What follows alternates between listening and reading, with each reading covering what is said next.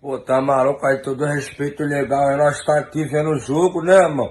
Aí daqui a pouco, meia-noite, sai minha música nova. Nós tá dando aniversário, que daqui a pouco nós vamos anunciar a música nova. Pô, nós tá vendo o jogo do Mengão, que era certo nós ganhar pra nós já fazer uma churrascada.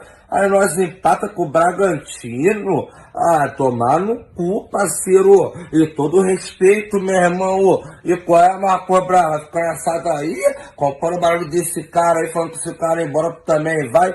E todo respeito, legal, não vai te entender também não, meu irmão. Como é que tu vai ficar nessa daí, comprando o barulho do... botando a mão no fogo por um cara desse aí, que tira o Pedro, o cara que tá fazendo os gols do nosso time? Como é que vai botar o Gerson? Porra, palpite de ser... Porra, palpite não, era pra ser jogador da seleção brasileira. Ele não foi convocado injustamente e tá no banco do Flamengo. Que porra é essa que o cara vai estar no 43 do segundo tempo? E tá de mancada. Esse cara tá mandadão por alguém aí, afundando o nosso time aí. Que esse bagulho tá maneiro não. Empatar com o Bragantino 1x1, você que nós tá feliz. E caô, nós tá boladão, nós tá putampa. E aí, o Marcos Brasil? Aí, se ele não sair amanhã, no próximo jogo ele tá na beira do campo, comandando a porra do time. O próximo vídeo vai ser pra tu, agora eu que tô falando pra tu mesmo. O próximo vídeo vai ser pra tu, meu irmão. Eu tenho essa não, meu irmão. Tu conquistou, foi vários títulos com nós aí, montou o elenco brabo, agora vai ficar botando a mão no fogo por esse malucão aí, parceiro.